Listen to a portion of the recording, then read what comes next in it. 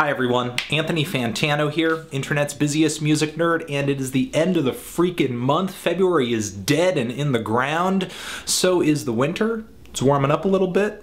That's good. And it's basically time for a quick video talking about my favorite releases from this past month. The last album that I reviewed and gave a very positive review to, the new Clipping LP, Midcity. These guys are an LA experimental hip-hop trio combining poppier elements of hip-hop in terms of just the flows and a lot of the hedonistic subject matters, and these are brought together with harsh, ear-piercing noise, making it extremely gritty, grimy, disturbing, and sick. And sometimes the hedonism in sort of a death grip slash weakened kind of way is twisted into this sort of self-hating, kind of satirical slash critical kind of way, in the way that those themes usually turn up in hip-hop music. Next, the new Iceage LP, You're Nothing.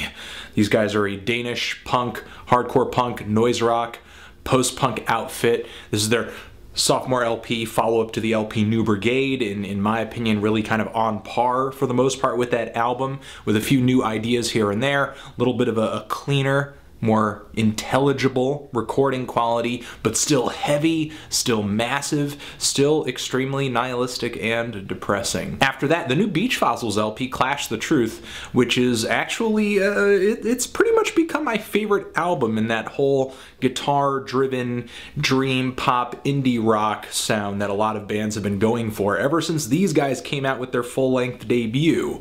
And yeah, you know, while I haven't really enjoyed a lot of albums in that style, this one actually appealed to me because of the fact that there are melodies that really stick out. There's a bit of variety among the tracks. Beach Fossils has seen fit to use actually more than one guitar tone, and the drumming is a lot more involved as well. The band really kind of brought their hard rocking personality that always comes out live to their sophomore LP, and because of that, it just sounds so much better. Next, the new My Bloody Valentine LP. These guys came out with their first album in over 20 years, and while it doesn't feel like an amazing, holistic, complete, full-length album, it is a really great collection of tracks, and they have basically come back with this array of recordings that have come together over the years since the release of Loveless, and have, in my opinion, proven that they've still got it when it comes to combining noisiness with pure serenity and beauty. It is so hazy, it is so lush, it's so layered and colorful,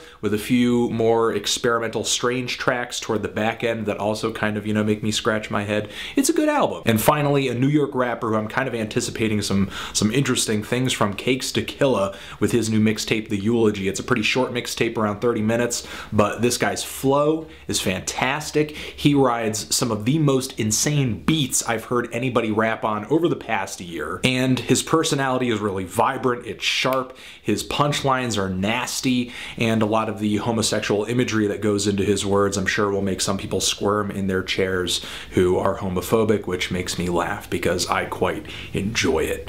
Alright, a few of my favorite tracks from this past year. Soap&Skin has a fantastic new track out called Sugarbread. She's got a new 7-inch for it, and it's really orchestral, it's intense, it's emotive, it's passionate.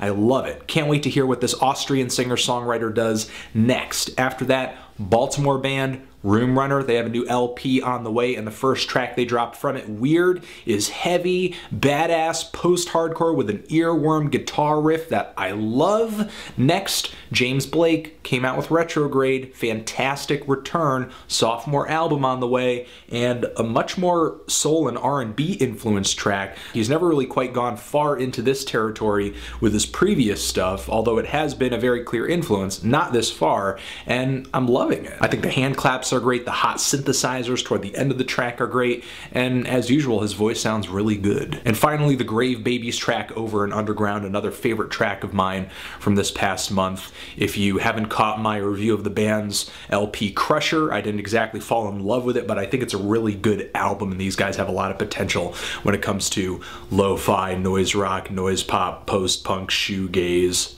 all that stuff. And those are pretty much my favorite musical moments from this past month. Thanks for watching all the videos from this past month. Thank you for being a great audience. Thank you for commenting. Thank you for being cool. And Yeah, I love you. You're my favorite. You're the best. Forever.